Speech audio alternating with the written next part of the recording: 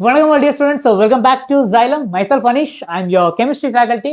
இன்னைக்கு நம்ம D and F பிளாக்க ஒரு குவிக் ரிவிஷனாக தான் நம்ம பார்க்க போறோம். அஃப்கோர்ஸ் உங்களுடைய எக்ஸாம்ஸ் வந்துகிட்டு இருக்கு அண்ட் உங்களுடைய எக்ஸாமுக்கான ஒரு ரிகர்சலாக தான் நம்ம இப்போ இந்த கவுண்ட் டவுன் சீரீஸை ரன் பண்ணிக்கிட்டு இருக்கோம்.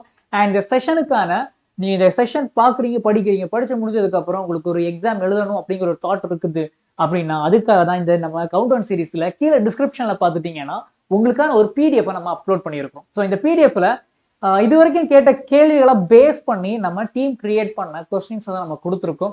ஸோ அதை நீங்கள் சால்வ் பண்ணி பாருங்க. எவ்வளோ மார்க் வாங்குறீங்கிறதையும் பார்த்துடலாம். ஸோ எவ்வளோ மார்க் வாங்குறீங்கிறது கீழே கமெண்ட் பாக்ஸில் மென்ஷன் பண்ணிடுங்க. ஸோ செஷனுக்கு போகலாமா? Yes, D and F block தான் நம்ம இன்னைக்கு பார்க்க போகிறோம். ஸோ இந்த செஷனுக்கு போகிறதுக்கு முன்னாடி நீங்கள் நிறைய பேர் நீட் அந்த எக்ஸாமுக்கு ப்ரிப்பேர் பண்ணிட்டு இருப்பீங்க. எஸ், ஸோ இந்த எக்ஸாம் ப்ரிப்பேர் பண்ணிருக்கீங்கன்னா நீங்கள் கண்டிப்பாக தெரிஞ்சுக்க வேண்டிய ஒரு விஷயம் என்னன்னா, நம்ம ஜைலத்தோடைய கிராஷ் கோர்ஸா இருக்கக்கூடிய Xylem பிரீமியர் லீக்கான அட்மிஷன் ஸ்டார்ட் ஆகி ரன் ஆகிட்டு இருக்கு. So if you are interested, so ஸ்க்ரீன்ல தெரியக்கூடிய இந்த கியூஆர் ஸ்கேன் பண்ணுங்க, ஆர் டிஸ்கிரிப்ஷன் இருக்கக்கூடிய நம்பருக்கு கால் பண்ணீங்கன்னா எங்க டீம் உங்களுக்கு ஹெல்ப் பண்ண தயாரா இருக்காங்க. Yes, use this number. So ஃபாஸ்டா இருந்தீங்கன்னா ஃபாஸ்டா ஜாயின் பண்ணிடலாம், because limited number of seats தான் அவைலபிளா இருக்கும். சரி, now G and F block எலிமெண்ட்ஸ்குள்ள நம்ம போறோம். எஸ், ஸோ இப்போ நீங்க நம்ம போர்டு எக்ஸாம் பொறுத்த அளவுக்கு டி அண்ட் எஃப் பிளாக் எலிமெண்ட்ஸோட இம்பார்ட்டன்ஸ் அப்படின்னு எடுத்துட்டீங்கன்னா ரொம்ப ரொம்ப அதிகம். அது எப்படி, ஓகே, டைரக்டா கிடையாது, இன்டைரக்டா. எப்படின்னு பாத்தீங்கன்னா டி அண்ட் எஃப் பிளாக்ஸ்ல இருக்கக்கூடிய நிறைய பாயிண்ட்ஸ் உங்களுக்கு கோஆர்டினேஷன் காம்பவுண்ட்ஸ்லையும் ரொம்ப ரொம்ப ஹெல்ப்ஃபுல்லா இருக்கும்.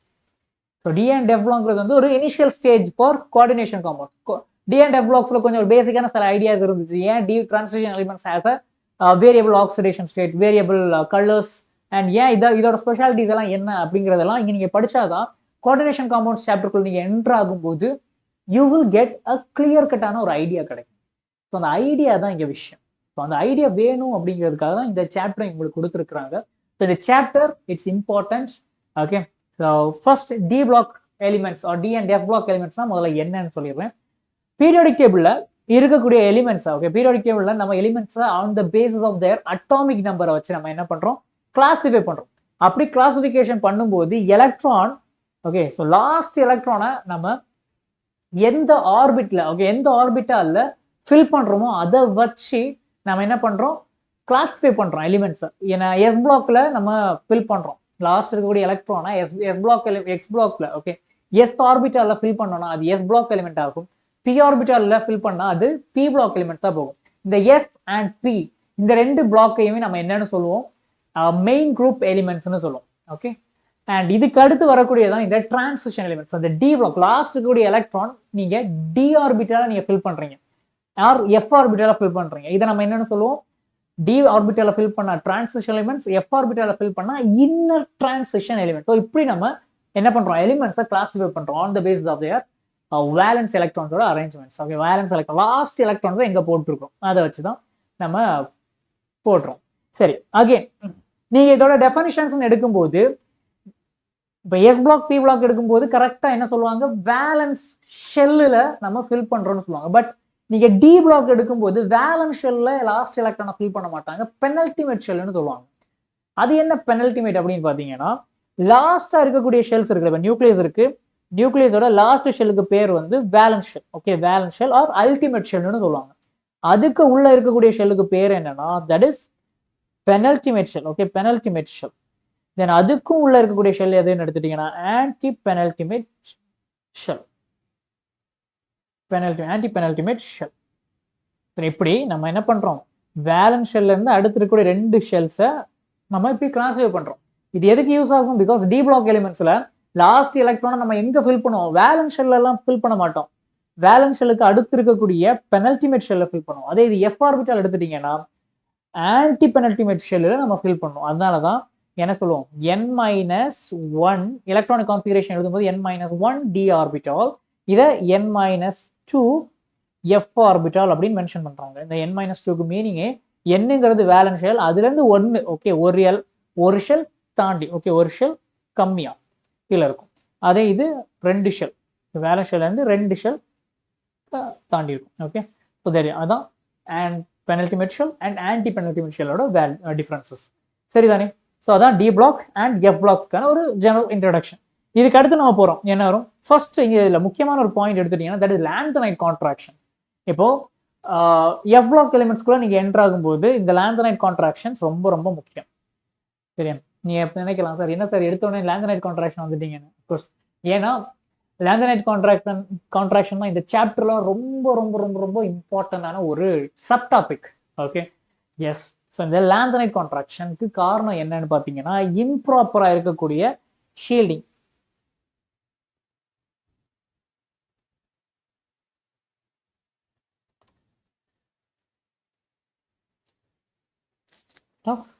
எஃப் எல்லா வருஷமும் போர்டு எக்ஸாம்ல இந்த கான்ட்ராக்ஷன் பேசிஸ்னா கேள்வி கண்டிப்பா ஓகே ஏதாவது ஒரு இடத்துல கேட்டு வச்சிருப்பாங்க. Either 1 word or 2 mark 5 mark. So ஏதாச்சும் ஒரு இடத்துல கேட்டு வச்சிருவாங்க எஃப் ஆர்பிட்டால். சரியா? ஸோ இந்த புவர் ஸ்கிரீனிங் எஃபெக்ட்ஸ், இது என்ன சார் ஸ்கிரீனிங் எஃபெக்ட்னு சொல்லுவாங்க. நிறைய ஸ்டூடெண்ட்ஸ்க்கு ஐடியாவே இருக்கு. இந்த ஸ்கிரீனிங் எஃபெக்ட்னா என்னன்னா, ஜஸ்ட் இமேஜின் ஸ்டூடெண்ட்ஸ், நீங்க உங்க முன்னாடி ஒரு பேப்பர் இருக்கு, சரி பெரிய பேப்பர் வால். ஓகே, வால் மாதிரி ஒரு பேப்பர் ரெடி பண்ணி வச்சிருக்காங்க. உங்களால அதை பாஸ் பண்ண முடியுமா? ஈஸியா பாஸ் பண்ணிடுவீங்க. ஜஸ்ட் ஒரு இடி இடிச்சாச்சுன்னா பேப்பர் அப்படியே கிழிஞ்சு போகும், நீங்க அப்படியே ஜம்ப் பண்ணிடுவீங்க. சரிதானே? அதே மாதிரி ஜஸ்ட் இமேஜின் உங்க முன்னாடி என்ன இருக்கு, சும்மா செங்கலை அரேஞ்ச் பண்ணி வச்சிருக்காங்க. இப்போ உங்களால அதை ஈஸியா பிரேக் பண்ணிட்டு வெளியில அவுட் சைட் வெளியில போக முடியுமா? S you can. ஓகே, லைட்டா ஒரு புஷ் கொடுத்தாச்சுன்னா உடஞ்சு போயிடும். இது ரெண்டாவது சினாரியோ. இப்போ மூணாவது சினாரியோ நான் என்ன பண்றேன், அதே செங்கல் தான், பட் இந்த டைம் நான் என்ன பண்றேன், சிமெண்ட் எல்லாம் போட்டு நல்ல பர்ஃபெக்டான வாலை நான் மேக் பண்ணிட்டேன். இப்போ நீங்க அதை கிராஸ் பண்ணணும்னு நினைச்சா முடியுமா? எஸ், நீங்களும் ட்ரை பண்றீங்க. சக்திமான் மாதிரி கை எல்லாத்தையும் முறுக்கிக்கிட்டு ஒரு இடி இடிப்பீங்க. இடிக்கும் போது கையில இருக்கக்கூடிய போன் தான் உடையுமே தவிர வால் உடையாது. சரிதானே? ஸோ இந்த 3 இடத்துலயுமே நான் வால் மாதிரி ரெடி பண்ணி ஓகே வால் தான் வச்சிருக்கேன். First wall made up of paper, second wall made up of simple bricks, and third wall is made up of bricks and cement and perfect wall. இந்த 3 இடத்துலயுமே உங்களால சில ஃபர்ஸ்ட் இடத்துல ஈஸியா ஓகே ஈவன் ஃபிங்கர்ஸை யூஸ் பண்ணி நீங்க அந்த பேப்பர் கிழிச்சிட்டு போயிருக்கலாம். அடுத்து உங்களுக்கு ஒரு ஃபிஸ்ட் தேவைப்பட்டுச்சு. அடுத்தது என்னதான் ஸ்ட்ராங்கான ஓகே அயர்ன் ஃபிஸ்ட்டை நீங்க எடுத்துட்டு உடைச்சா கூட it's difficult to break, you know.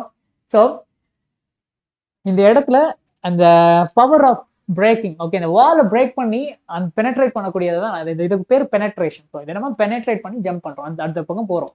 இதை பெனட்ரேஷன் சொல்றோம். இதே மாதிரி நியூக்ளியஸோட இருக்கக்கூடிய புரோட்டான்ஸ் இருக்குல்ல, புரோட்டான்ஸ் லாஸ்டா இருக்கக்கூடிய ஷெல் இருக்குல்ல, ஓகே லாஸ்ட் ஷெல்ல இருக்கக்கூடிய எலக்ட்ரான்ஸை பிடிச்சி இழுக்கும் இல்லை.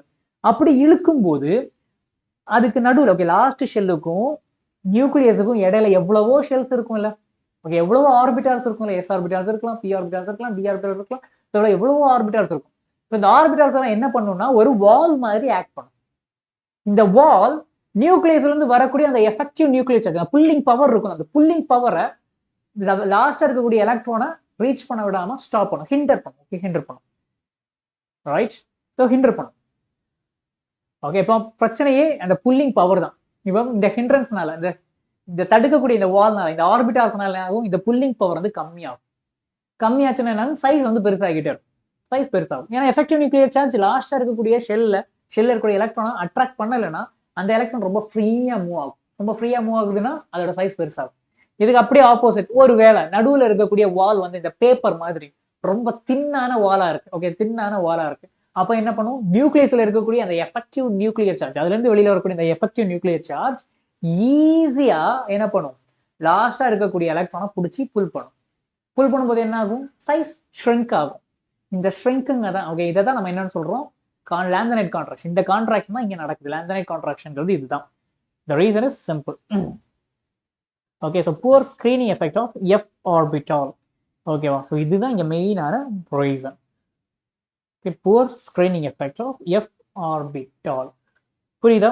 ஸோ லாஸ்டா இருக்கக்கூடிய எலக்ட்ரானை பிடிச்சி இழுக்கக்கூடிய கெப்பாசிட்டி என்ன ஆகும், F orbital. Okay, F orbital அதோட ஷெல் பார்த்துட்டீங்கன்னா ஓகே எஃப் ஆர்பிட்டால் எடுத்துட்டீங்கன்னா கைண்ட் ஆஃப் ஒரு பேப்பர் வால் மாதிரி, ஓகே பேப்பர்ல மேக் பண்ண வால் மாதிரி. எஃபெக்டிவ் நியூக்ளியர் ஈஸியா இதை பெனட்ரேட் பண்ணிட்டு அவுட் சைட் அந்த பக்கம் போய் எலக்ட்ரானை பிடிச்சி புல் பண்ணும். அப்படி ஈஸியா புல் பண்றதுனால சைஸ் ஷ்ரிங்க் ஆகுது. ஸோ இதனால தான் இங்க லேந்தனைட் கான்ட்ராக்ஷன் அப்படிங்கிற ஒரு விஷயமே நடக்குது. ஸோ லேந்தனைட் கான்ட்ராக்ஷனுக்கு ரெஸ்பான்சிபிள் என்னது, poor shielding or screening effect of F orbital. சரிதானே? ஓகே சரி, அப்போ இதுதான் ரீசன். ஸோ அதனால தான் இங்க பாருங்க எஃப் ஆர்பிட்டால எலக்ட்ரான் ஃபில் ஆகிட்டே இருக்கு. லேந்தனம்ல இருந்து லுட்டீனியம் போக போக என்ன ஆகுது, எஃப் ஆர்பிட்டால எலக்ட்ரான் ஃபில் ஆகுது. பட் ப்ராப்ளம் என்னன்னா, எஃப் ஆர்பிட்டால எலக்ட்ரான் ஃபில் ஆகுற அதே நேரத்துல நியூக்ளியஸ்லயும் என்ன ஆகுது, புரோட்டானோட அளவு இன்க்ரீஸ் ஆகிக்கிட்டே இருக்கு. எஃப் ஆர்பிட்டால்ல இருக்கக்கூடிய எலக்ட்ரான்ஸ் ப்ராப்பரா ஸ்கிரீன் பண்ணாது. ஏன்னா இந்த ஆர்பிட்டால்ஸ் வந்து ரொம்ப டிஃப்யூஸா இருக்கும், அங்கங்கே ரேண்டமா இருக்கிறதுனால இந்த எஃப் ஆர்பிட்டால இருக்கக்கூடிய எலக்ட்ரான் நியூக்ளியர் சார்ஜர் என்ன பண்ணாது, ஹிண்டர் பண்ணாது. அப்போ நியூக்ளியஸ்ல இருந்து வரக்கூடிய எஃபெக்டிவ் நியூக்ளியர் சார்ஜ் லாஸ்டா இருக்கக்கூடிய எலக்ட்ரான் நல்லா புல் பண்ணி இழுக்கும். புல் பண்ணி இழுக்கிறதுனால சைஸ் வர வர வர வர வர வர வரை குறைஞ்சிக்கிட்டே போகும். இதுக்கு பேர் தான் லாந்தனைட் கான்ட்ராக்ஷன். இது ரொம்ப ரொம்ப முக்கியம். இதுக்கான பேசிக் ஐடியாலஜி கண்டிப்பா உங்களுக்கு தேவைப்படும். ஓகே, சரிதானே?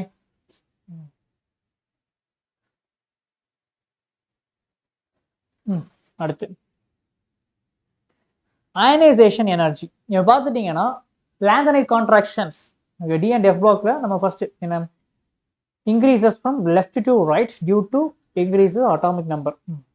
அயனைசேஷன் எனர்ஜி நீங்க எடுத்துட்டீங்கன்னா லெஃப்ட் டுல இருந்து ரைட், லெஃப்ட் டு ரைட் போக போக என்ன ஆகும், இன்க்ரீசஸ்.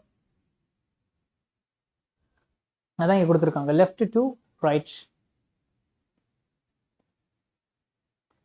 லெஃப்ட் டு ரைட் போகும்போது என்ன ஆகும், உங்களுக்கு அட்டாமிக் நம்பர் இன்க்ரீஸ் ஆகும். அட்டாமிக் நம்பர் இன்க்ரீஸ் ஆகும் due to lanthanide contraction. Okay, lanthanide கான்ட்ராக்ஷனால சைஸ் என்ன ஆகுது, கம்மி ஆகுது. சைஸ் குறைஞ்சிச்சுன்னா அயனைசேஷன் எனர்ஜி என்ன ஆகும், இன்க்ரீஸ் ஆகுமா? So this is for F orbital. Not only F orbital, even நீங்க டி ஆர்பிட்டாலுக்கு யூஸ் பண்ணிக்கலாம், D orbital. But lanthanide contraction நடக்கிறதுனால எஃப் ஆர்பிட்டால இதோட இம்பாக்ட் ரொம்ப அதிகமா இருக்கும். ஏன்னா இங்கே ஸ்ட்ரிங்க் ஆகுது, ரொம்ப அதிகமான அளவுல ஸ்ட்ரிங்க் ஆகும். Okay, so that's it. So அதான் லெஃப்ட் டு ரைட் போக போக உங்களுக்கு என்ன ஆகும், அட்டாமிக் நம்பர் இன்க்ரீஸ் ஆகுது. ஸோ சைஸ் ஷ்ரிங்க் ஆகிட்டே இருக்கும். Ionisation energy of 5D is higher compared to 3D and 4D.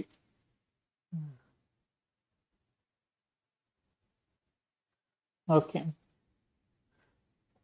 அடுத்தது என்தால்பி ஆஃப் ஆட்டமைசேஷன். ஆட்டமைசேஷனா என்ன, இது பார்த்துட்டீங்கன்னா இங்க இருக்கக்கூடியது எல்லாமே மெட்டல்ஸ். சரியா? மெட்டல்ஸ் எல்லாமே என்ன ஆகும், மெட்டாலிக் பாண்ட்ல எக்ஸிஸ்ட் ஆகும். என்னென்ன பாண்ட் படிச்சிருப்பீங்க, ஒன்று கோவேலன்ட் பாண்ட்,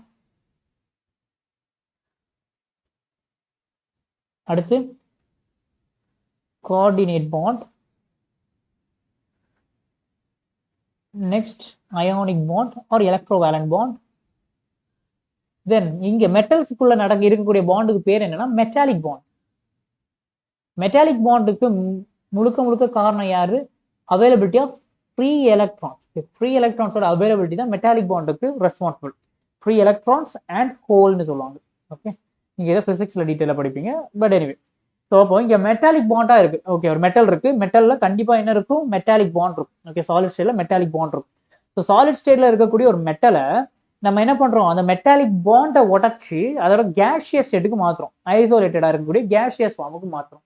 இதுக்கு நம்ம கொடுக்கக்கூடிய எனர்ஜி, அதை தான் நம்ம என்னன்னு சொல்லுவோம், that is enthalpy of atomisation. Okay, அப்ப டி அண்ட் எஃப் பிளாக்ஸ்ல இருக்கக்கூடிய மெட்டல்ஸ் மெட்டாலிக் பாண்ட்ல எக்ஸிஸ்ட் ஆகும். அந்த மெட்டல்ஸோட மெட்டாலிக் பாண்டை பிரேக் பண்ணி அதை கேஷியஸ் ஃபார்முக்கு, ஓகே, ஐசோலேட்டட் தனி அதோட பாண்ட் அப்படி உடைக்கணும். உடைக்கிறதுக்கு தேவையான எனர்ஜியை தான் நம்ம என்ன சொல்லுவோம், என்தால்பி ஆஃப் ஆட்டமைசேஷன். நீங்க பாத்தீங்கன்னா மேல இருந்து கீழே வர வர, okay, top to bottom 3D series இருக்கு. எஸ், என்தால்பி ஆஃப் ஆட்டமைசேஷன் எடுத்துட்டீங்கன்னா உங்களுக்கு என்ன ஆகும், 5D சீரீஸுக்கு ஆட்டமைசேஷனோட வேல்யூ அதிகமா இருக்கும்.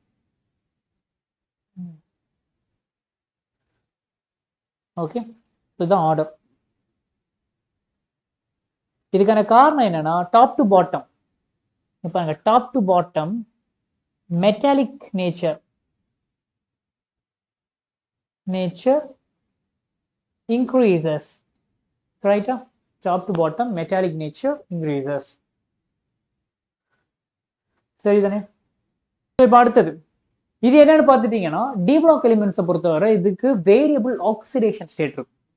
ஸோ இதுக்கு வேரியபிள் ஆக்சிடேஷன் ஸ்டேட் இருக்கிறதுக்கான காரணம் என்ன அப்படின்னு பார்த்தீங்கன்னா, இங்க இதோட எலக்ட்ரானிக் கான்ஃபிகரேஷன்ல என்ன இருக்கும், ns2 n-1 d1 to 10 இருக்கும். கரெக்ட் தானே? ஸோ இந்த மாதிரி இதோட அவுட்டர் ஷெல்லில் நீங்க எடுத்துட்டீங்கன்னா வெறும் என்ன இருக்கும், வேலன்ஸ் ஷெல் மட்டும் இல்லாம பெனல்டிமேட் ஷெல்லுமே இன்வால்வ் ஆகும். ஸோ டோட்டலா பார்த்துட்டீங்கன்னா டோட்டலா என்ன இருக்கு, எஸ் ஆர்பிட்டால இருக்கக்கூடிய எலக்ட்ரான்ஸும் இன்வால்வ் ஆகும் அண்ட் டி ஆர்பிட்டால இருக்கக்கூடிய எலக்ட்ரான்ஸுமே என்ன ஆகும், இதோட ஆக்சிடேஷனுக்கு இன்வால்வ் ஆகும். ஸோ இந்த ரெண்டு ஆர்பிட்டாலுமே கலெக்டிவா இன்வால்வ் ஆகுறதுனால தான் these elements have a variable oxidation state. நீங்க வேணா நினைக்கலாம், ஏன்னா இந்த இடத்துல நீங்க பாக்குறீங்க அயனைசேஷன் எனர்ஜின்னு எடுக்கும் போது 5D series is higher compared to 3D and 4Dன்னு கொடுத்துருப்பாங்க. ஸோ ஏன் காரணம் என்ன, இப்போ அயனைசேஷன் எனர்ஜி எடுக்கிறோம், என்ன வரும், 5D has a greater ionization energy then 4D then 3D. இதுக்கு காரணம், இதுக்கு பின்னாடி இருக்கக்கூடிய ரீசன் என்னன்னா lanthanide contraction. Due to lanthanide contraction size என்ன ஆகும், ஷ்ரிங்க் ஆகும். சைஸ் ஷ்ரிங்க் ஆச்சுன்னா அயனைசேஷன் எனர்ஜி அதிகமா இருக்கும். இது அங்கே கொடுத்துருக்கோம். சரியா, இதுதான் இதுக்கும் இந்த பாயிண்ட்ஸுக்கும் ரீசன். இப்போ இதே மாதிரி இங்கே நீங்க எடுக்கிறீங்க, இதுக்கு என்ன ரீசன், வேரியபிள் ஆக்சிடேஷனுக்கு மெயினான ரீசன் என்னன்னா வேற வேற okay penultimate shell as well as valence shell ரெண்டுல இருக்கக்கூடிய ஆர்பிட்டால்ஸுமே இங்க இன்வால்வ் ஆகுறதுனால தான் these elements have a variable oxidation state. அடுத்து இதோட மேக்னெட்டிக் மொமெண்டம் அப்படின்னு எடுத்துட்டீங்கன்னா ஃபர்ஸ்ட் ஸ்பின் ஒன்லி, உங்களுக்கு நமக்கு என்சிஆர்ல ஸ்பின் ஒன்லி மேக்னெட்டிக் மொமெண்டம் தான் கொடுத்துருக்காங்க. ஸோ இதோட ஃபார்முலா என்னன்னா நம்பர் ஆஃப் அன்பேர்டு எலக்ட்ரான்ஸ், என்னங்கிறது நம்பர் ஆஃப் அன்பேர்டு எலக்ட்ரான்ஸ், மியூங்கிறது மேக்னெட்டிக் மொமெண்ட், அண்ட் இதோட யூனிட் என்னன்னா போர் மேக்னட்டான். சரியா, ஸோ இதான் formula. Number of unpaired electrons தெரிஞ்சிச்சுன்னா ஸ்பின் ஒன்லி மேக்னெட்டிக் மொமெண்டத்தை நம்ம கண்டுபிடிக்க முடியும். அண்ட் இந்த எலிமெண்ட்ஸோட மேக்னெட்டிக் பிஹேவியர் வந்து ரொம்ப அதிகமாக இருக்கும் when compared to other elements. So அதை எப்படி நம்ம கொடுத்துருப்போம், தே ஆர் பேராமேக்னட்டிசம். பேராமேக்னட்டிசம் என்னன்னா மேக்னெட்டிக் ஃபீல்டால அஃபெக்ட் ஆகும். ஓகே, தென் ஃபெரோமேக்னட்டிசம் தான் நம்ம யூஸ் பண்ணக்கூடிய காந்தங்களாக இருக்குல்ல, அதெல்லாம் ஃபெரோமேக்னட்டிக். ஏன் பேராமேக்னட்டிக் சப்ஸ்டன்ஸ் வந்து பெருசா மேக்னெட்டிக் ஒரு மேக்னட்டிசம் காட்டாது, பட் ஃபெரோமேக்னட்டிசம் வந்து நல்ல மேக்னெட்டிக் ப்ராப்பர்ட்டியை காட்டும். இதுக்கான காரணம் என்னன்னா இந்த ஃபெரோமேக்னட்டிக் காம்பவுண்ட்ஸ்ல எல்லாமே டொமைன்ஸுங்கிற மாதிரி இந்த மாதிரி குட்டி குட்டி டொமைன்ஸ் இருக்கும். இந்த டொமைன்ஸ்ல வேற வேற டைரக்ஷன்ல என்ன இருக்கும், அங்க மாலிகூல்ஸ் ஒரு எலிமெண்ட் வந்து அரேஞ்ச் ஆயிருக்கும். அந்த எலக்ட்ரான்ஸோட அலைன்மெண்ட்ஸ் வந்து வேற வேற பேட்டர்ன்ல இருக்கனால ஓவரால் கேன்சல் ஆயிடும். இப்போ இதுவும் என்ன ஆகும், இதுவும் கேன்சல் ஆகும். சிமிலர்லி இதே மாதிரி இன்னும் ஒரு டொமைன் இருக்கும், அதுவும் கேன்சல் ஆயிடும். அதனால தான் என்ன பண்ணுவாங்கன்னா இந்த மாதிரி ஃபெரோமேக்னெட்டிக் சப்ஸ்டன்ஸ் இருக்கு, இந்த மாதிரி இருக்கக்கூடிய சப்ஸ்டன்ஸை எடுத்து அதை ஸ்ட்ராங்கான ரொம்ப ரொம்ப ஸ்ட்ராங்கான மேக்னெட்டிக் ஃபீல்டு என்ன பண்ணுவாங்க, அலைன் பண்ணுவாங்க. இப்படி பண்ணும்போது எல்லா டொமைன்ஸுமே சேம் டைரக்ஷனுக்கு மாறிடும். நார்த் ஒரு பக்கம் நார்த், இன்னொரு பக்கம் சவுத், இந்த மாதிரி உங்களுக்கு கிடைக்கும். அப்போ இதுதான் மேக்னெட்டிக். இதுதான் ஃபெரோ மேக்னெட்டிசம்னு சொல்லுவாங்க. இதே மாதிரி இப்போ இந்த ஃபெரோ மேக்னெட்டிக் சப்ஸ்டன்ஸ் இருக்கு, ஒரு காந்தம் இருக்கு, அந்த காந்தத்தை ஹை டெம்பரேச்சர்ல நீங்க ஹீட் பண்றீங்க, என்ன ஆகும், அந்த மேக்னெட்டோட மேக்னெட்டிக் பிஹேவியர் கட் டவுன் ஆகும். இது காரணம் என்னன்னா இப்படி இருக்கக்கூடிய அலைன்மெண்ட்ஸ் டியூ டு ஹீட் என்ன ஆகும், இந்த மாதிரி ரேண்டம் ஆகும்போது எது நார்த்து எது சவுத்துன்னு இங்கே சொல்லவே முடியாது. So net magnetic momentum cancel ஆகும். ஸோ இதனால தான் டெம்பரேச்சர் ஹை டெம்பரேச்சர் நம்ம மேக்னெட்ஸை யூஸ் பண்ணக்கூடாதுன்னு சொல்லுவாங்க. அடுத்து formation of coloured ions. Transition elements காமனாகவே என்ன இருக்கும், ரொம்ப கலர்ஃபுல்லாக இருக்கும். அது காரணம் என்னன்னா ஒரு சப்ஸ்டன்ஸ் உங்களுக்கு கலராக தெரியணும்னா அங்கே என்ன இருக்கணும், எலக்ட்ரானிக் டிரான்சிஷன் நடக்கும். கலருக்கு ரெஸ்பான்சிபிளா இருக்கக்கூடியது என்னன்னா எலக்ட்ரானிக் டிரான்சிஷன்.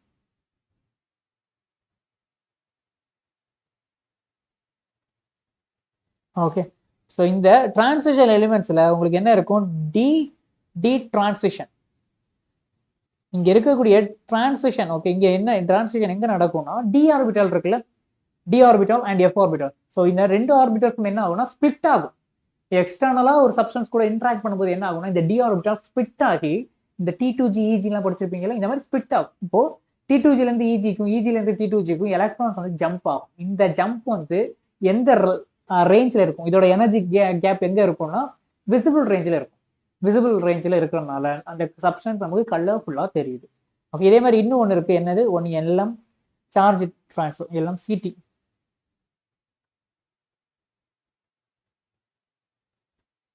ஸோ இந்த மாதிரி ரெண்டு விஷயங்கள் உங்களுக்கு டி பிளாக் எலிமெண்ட்ஸ்ல நடக்கும். அந்த ரீசனால தான் என்ன ஆகுது, இங்க இருக்கக்கூடிய சப்ஸ்டன்ஸ் எல்லாமே உங்களுக்கு கலர்ஃபுல்லா தெரியுது. ஓகே, அடுத்து வேரியபிள் ஆக்சிடேஷன் ஸ்டேட். இது நம்ம ஆல்ரெடி பார்த்துட்டோம், என்ன ஸ்காண்டியம் +3. அகைன் இதுல மேக்ஸிமம் ஆக்சிடேஷன் ஸ்டேட் என்ன வரும், maximum oxidation state for 3D எடுத்துட்டீங்கன்னா மேக்ஸிமம் ஆக்சிடேஷன் ஸ்டேட் +7 ஆகும். Overall D orbital. ஓகே, சிம்பிளா வெறும் டி ஆர்பிட்டல் எடுத்தா உங்களுக்கு என்ன வரும், +8 வரைக்கும் வரும். ஓகே, +8 வரைக்கும் பாசிபிள். அடுத்தது இது வந்து என்னன்னா ப்ரிப்பரேஷன் ஆஃப் காம்பவுண்ட்ஸ். சில காம்பவுண்ட்ஸோட ப்ரிப்பரேஷன் கொடுத்துருங்க. அது என்னென்ன காம்பவுண்ட்ஸ்னா டி பிளாக் எலிமெண்ட்ஸ்ல இருந்து உருவான காம்பவுண்ட்ஸ். என்ன? Potassium dichromate, that is K2Cr2O7.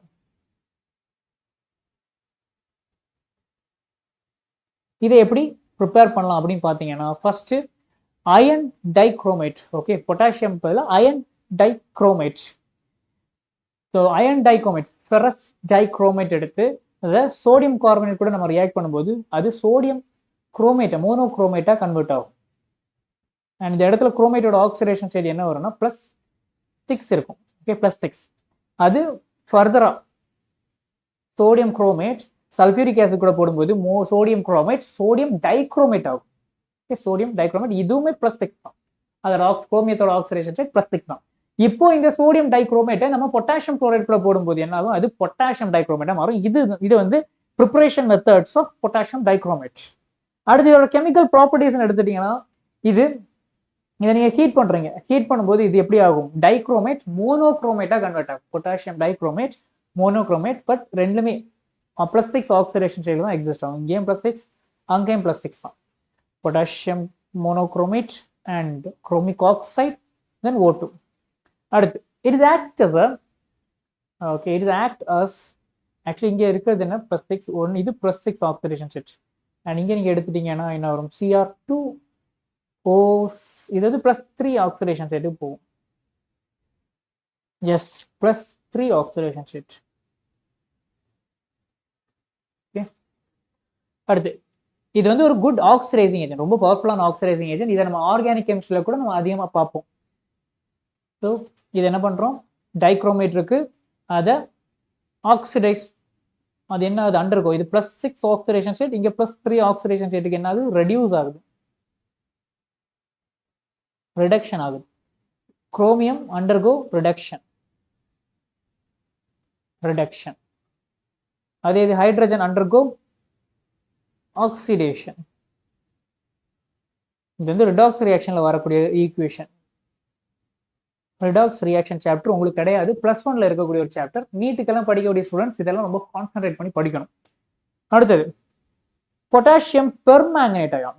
Okay, potassium permanganate நம்ம பார்க்குறோம். என்ன இருக்கு? ப்ரிப்பரேஷன் ஆஃப் பொட்டாசியம் பெர்மாங்கனேட் எப்படி? ஃபர்ஸ்ட் மேங்கனீஸ் டை ஆக்சைடை பொட்டாசியம் ஹைட்ராக்சைடு கூட போடும்போது நமக்கு என்ன கிடைக்கும்?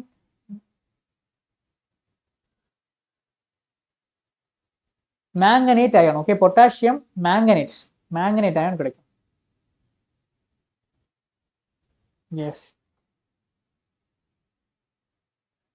Manganate ion. Okay, potassium manganate. இங்க மேங்கனீஸோட ஆக்சிடேஷன் ஸ்டேட் வந்து உங்களுக்கு +6ல இருக்கும். சரி, இப்போ பொட்டாசியம் மேங்கனேட் அயானை அசிடிக் மீடியத்தில் போடும்போது என்ன ஆகும்? அது பெர்மாங்கனேட்டா கன்வெர்ட் ஆகும். பெர்மாங்கனேட் அண்ட் மேங்கனீஸ் டை ஆக்சைடா கன்வெர்ட் ஆகும். இது +7. சரி, அப்போ இங்கேயும் நமக்கு ஒன்று கிடைச்சிருச்சு, பெர்மாங்கனேட் கிடைச்சிருச்சு. அதே மாதிரி கூட ஃபார்ம் ஆன MnO2-வை ஃபர்தரா நம்ம என்ன பண்றோம்? பொட்டாசியம் கார்பனேட் கூட ரியாக்ட் பண்றோம். அந்த பொட்டாசியம் கார்பனேட் கூட ரியாக்ட் பண்ணும்போது அது ஃபர்தரா என்ன ஆகும்? பொட்டாசியம் மேங்கனேட்டா கன்வெர்ட் ஆகும். +6. ஸோ KMnO4 +6 K2MnO4 அப்படின்னு பார்த்தீங்கன்னா தட் இஸ் மேங்கனேட் அயான். அது KMnO4 எடுத்துட்டீங்கன்னா அது பெர்மாங்கனேட் அயான். அதை மைண்ட்ல வச்சுக்கோங்க. இப்படி இருக்கும் MnO4 மைனஸ் எடுத்துட்டீங்கன்னா that is permanganate ion.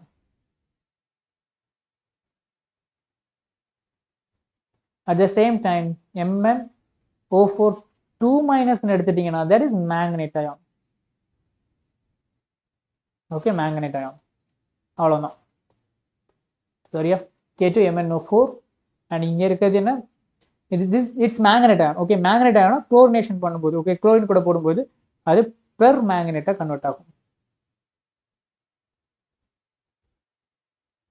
So manganate அதோட ஆக்சிடேஷன் ஸ்டேட், மேங்கனேட் வந்து +6 ஆக்சிடேஷன் ஸ்டேட், பெர்மாங்கனேட் +7 ஆக்சிடேஷன் ஸ்டேட்ல இருக்கும். இதுதான் ஓவரால் பொட்டாசியம் பெர்மாங்கனேட்டோட ப்ரிப்பரேஷன். இதே மாதிரி இப்போ அடுத்து நீங்க பாக்குறீங்கன்னா என்ன வரும்? கெமிக்கல் ப்ராப்பர்ட்டிஸ் எடுத்தா KMnO4 நீங்க நல்லா ஹீட் பண்ணீங்கன்னா அது பெர்மாங்கனேட் மேங்கனேட் அயானா கன்வெர்ட் ஆகும். அதே மாதிரி அசிடிக் மீடியத்துல போட்டீங்கன்னா இது டைரக்டா என்ன ஆகும்? இட்ஸ் அண்டர்கோ +7 ஆக்சிடேஷன் ஸ்டேட் வந்து +2 ரெடியூஸ் ஆகும். ஓகே ரெடியூஸ் ஆகும். தென் அல்கலைன் மீடியம் இது இந்த மாதிரி போட்டுக்கோங்க. Mn+7 ஓகே +7ல இருந்து அசிடிக் மீடியம் போட்டிருக்கீங்க. ஓகே அசிடிக் மீடியத்தில் நான் Mn2+ ஆக்சிடேஷன் ஸ்டேட் போகும். And alkaline okay alkaline neutral medium. Neutral medium எடுத்துட்டீங்கன்னா Mn+4 ஆக்சிடேஷன் ஸ்டேட் போகும். அண்ட் பேசிக் மீடியம் எடுத்தீங்கன்னா Mn+6 ஆக்சிடேஷன் ஸ்டேட் போகும். இதுதான் இது உங்களுக்கு இம்பார்ட்டன்ட்.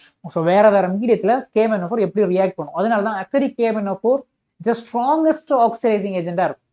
நீ பார்த்தீங்கன்னா தெரியும் கோல்டு டைல்யூட் KMnO4 ஓகே அந்த மாதிரி கொடுத்துருப்பாங்க. கோல்டு டைல்யூட் அசிடிக் KMnO4 இருக்கும், அல்கலைன் KMnO4 இருக்கும்.